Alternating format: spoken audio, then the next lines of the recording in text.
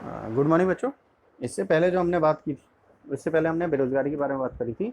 तो बेरोज़गारी जो हमने पढ़ ली थी, शिक्षित बेरोज़गारी और प्रच्छन्न बेरोज़गारी, मौसमी बेरोज़गारी, इस तरह की बेरोज़गारी थी। तो इन्हीं बेरोज़गारी को दूर करने के लिए सरकार ने कुछ उपाय किए, क्योंकि ग्रामीण क्षेत्रों में जो है रोज़गार कम होता है। तो इसीलिए जो वहाँ लोग जो है खेतों में ज़्यादातर लगे होते हैं, लेकिन सारे लोग जो खेतों में लग जाते थे उनको उस चीज़ को रोकने के लिए, अल्प बेरोज़गारी को रोकने के लिए उन्होंने नरेगा जैसी इसकी स्कीम बनाई। अब ये नरेगा स्कीम क्या थी?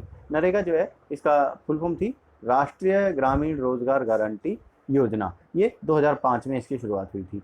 ठीक है। गांव से जो लोग आते थे काम करने के लिए शहरों की तरफ, उससे इससे उसका भी थोड़ा सा उसमें भी नियंत्रण हुआ। तो इसकी शुरुआत में क्या किया, इसमें क्या क्या प्रोग्राम में क्या क्या था इसमें? तो सबसे पहले इसकी शुरुआत की गई तो 200 जिलों में इसकी शुरुआत की गई थी। ठीक है। ये एक प्रकार से कार्य करने का अधिकार इनको दिया गया था, कि वहाँ के जो गांव के लोग हैं उनको कार्य करने का अधिकार भी इसमें दिया गया था। दूसरा, इसमें साल में 100 दिन तक कार्य करने के लिए आश्वासन दिया गया, और काम न मिलने पर जो है रोजगार में छूट मिलेगी। ठीक है। काम नहीं मिलेगा तो रोजगार में छूट मिल जाएगी। और चौथा जो था इसका, 2009 में इसका नाम जो है मनरेगा कर दिया गया, यानी कि महात्मा गांधी जो है राष्ट्रीय ग्रामीण रोजगार गारंटी योजना, इसको नाम दे देगा। मैंने 9th क्लास में भी इसके बारे में बताया था, आप डिटेल में उसको पढ़ सकते हो। इसके बारे में अच्छे से मैंने उसमें पढ़ाया है। ठीक है। अब हम बात कर लेते हैं, क्योंकि हम अर्थव्यवस्था के क्षेत्रों की बात कर रहे हैं, तो इसमें जो है दो क्षेत्र और आते हैं, संगठित क्षेत्र और असंगठित क्षेत्र। ठीक।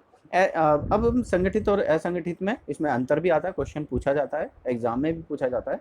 ठीक है। तो असंगठित क्षेत्र की हम पहले बात कर लेते हैं कि असंगठित क्षेत्र कैसे होते हैं। ये इस प्रकार के उद्यम होते हैं, इस प्रकार के कार्य किए जाते हैं। फैक्ट्री वाले जो हैं, कंपनी वाले जो हैं, वो इस तरह से काम कराते हैं कि ऐसे उद्यम जो सरकार के नियंत्रण से बाहर हो, यानी कि सरकार का उन पर कोई कब्जा नहीं होता, सरकार का कोई नियंत्रण नहीं होता, और इसमें जो है कार्य अनियमित होता है। भाई दिन में भी चल रहा है, रात में भी चल रहा है, कोई नियम नहीं है इसमें।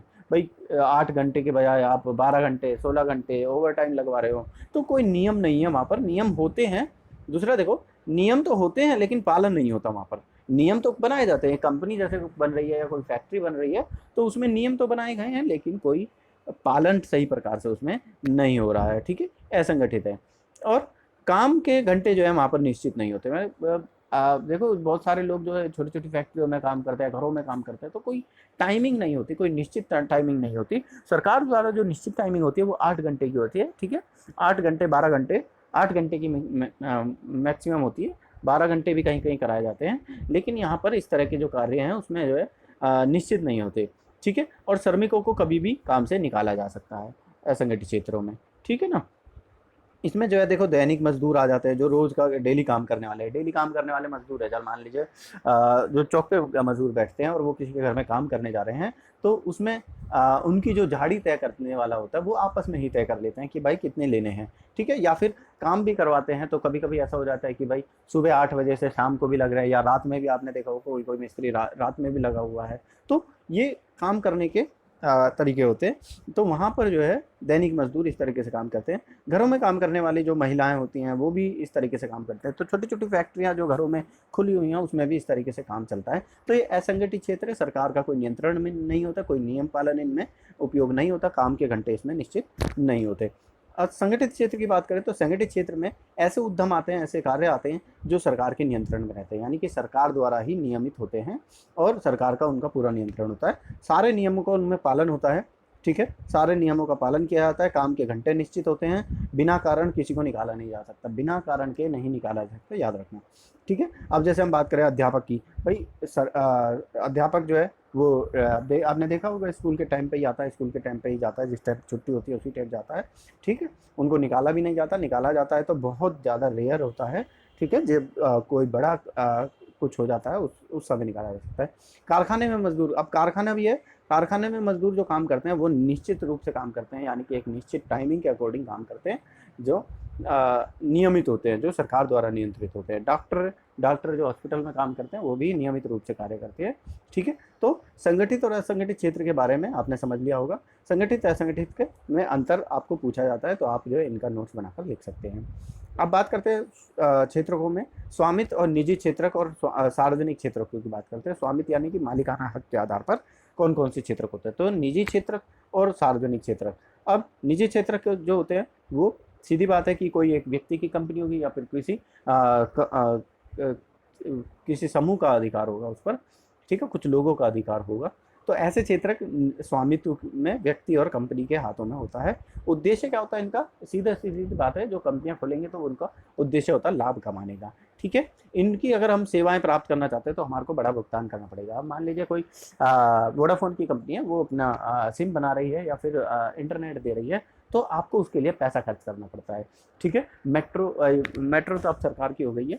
तो इस तरह की जो कुछ प्राइवेट जो होती हैं सेवाएं, वो आप जो किसके उसके भुगतान के लिए जो हमारे को ज़्यादा पैसा देना होता है, ठीक है ना।